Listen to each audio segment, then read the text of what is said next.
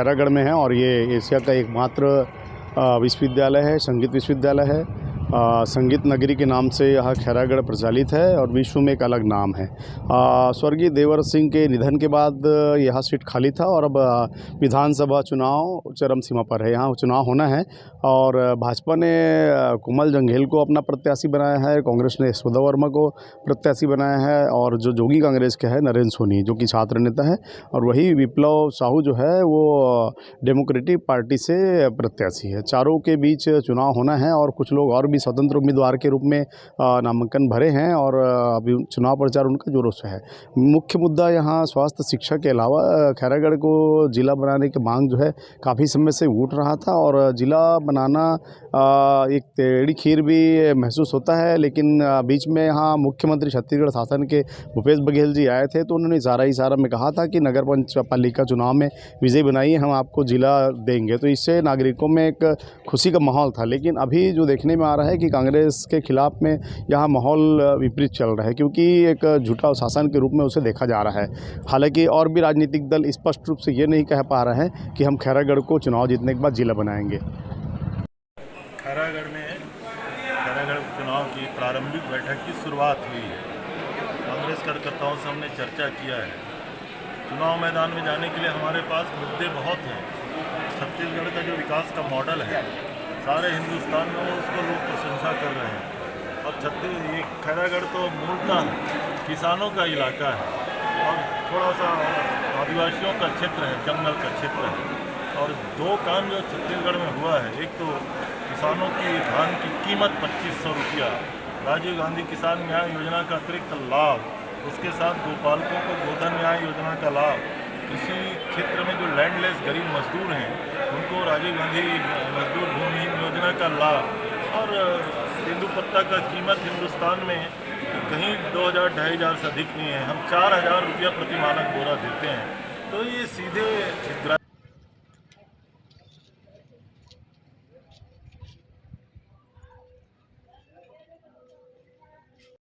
खैरागढ़ में बताने लायक स्थिति नहीं है कि कांग्रेस ने अपने 3 साल के शासन में क्या किया है। आज सारे विकास कार्य यदि हम बात करेंगे तो डॉक्टर रमन सिंह के कार्यकाल के 15 वर्ष का विकास कार्य है और ऐसे कांग्रेस के सरकार को उखाड़ कर फेंकने के लिए हमारे कार्यकर्ता कृत संकल्पित है। कार्यकर्ताओं का जो जोश, कार्यकर्ताओं का जो उत्साह, नामांकन से लेकर के आज बैठक तक और इसके बाद में 30 तारीख और 29 तारीख को जो हमारे कार्यकर्ताओं का जो सम्मेलन होगा मंडलवार, ये कार्यकर्ताओं ने मन बना लिया है, तय कर लिया है। खैरागढ़ के जनता ने का मानसिकता तय हो गया है कि इस बार हम उपचुनाव में बीजेपी को जिताएंगे, कोमल जंघेल को जिताएंगे। मैं आपको याद दिलाना चाहता हूँ, एक उपचुनाव हुआ था तो कोमल जी को हम लोगों ने टिकट दिया था और टिकट देने के बाद में कोमल जी यहाँ से विधायक बने जीवन में पहली बार, और उसके बाद में जो अब हमारा आम चुनाव हुआ बीजेपी की सरकार बनी। आज वही परिस्थिति हमारे सामने में है, उपचुनाव है, कोमल जी को टिकट दिए हैं। कौन सी पार्टी से थे? देवराज सिंह जी, आप सभी को पता है कि देवराज सिंह जी जनता कांग्रेस के प्रत्याशी थे और उन्होंने जनता कांग्रेस से ही चुनाव लड़ा और जीता।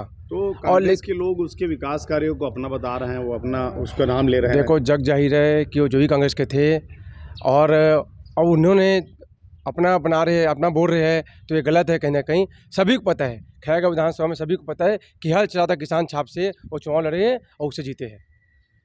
रमन सिंह जी के कार्यकाल में बहुत अच्छा ढंग से संचालित करते थे, धान खरीदी को और पूरे धान खरीदते थे।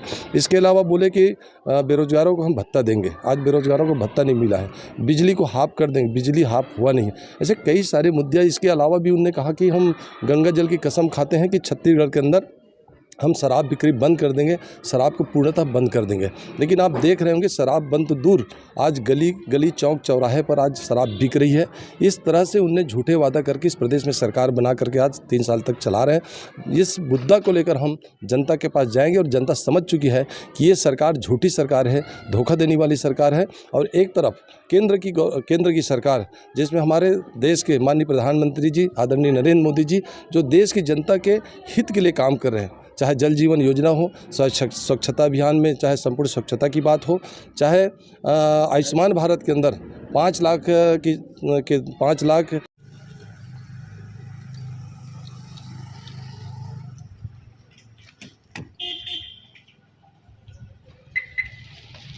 पूरा भरोसा है कि ओमन हाँ भारी बहुमत से विजय बनाही और जनता के बीच में मैं सरकार की योजना जन कल्याणकारी योजना ला लेके मैं मतदाता के बीच में जाऊँ और सरकार की योजना ला बताऊँ। काबर की सरकार के बहुत सारे योजना है, चाहे नरवा गरवा घुरवा बारी हो, चाहे भूमिहीन किसान मजदूर योजना हो, राजीव गांधी किसान न्याय योजना हो, ऐसे बहुत से योजना है। और सबसे बड़ी बात तो है, सबसे पहली तो किसान के 2500 रुपये में धान खरीदे है हमारे छत्तीसगढ़ सरकार। और छत्तीसगढ़ में पहला नंबर में पहली बार छत्तीसगढ़ के सरकार है 2500 रुपये में धान खरीदे है। एक से हमारे जनता, हमारे किसान मन, हमारे मतदाता भाई मन बहुत खुश है।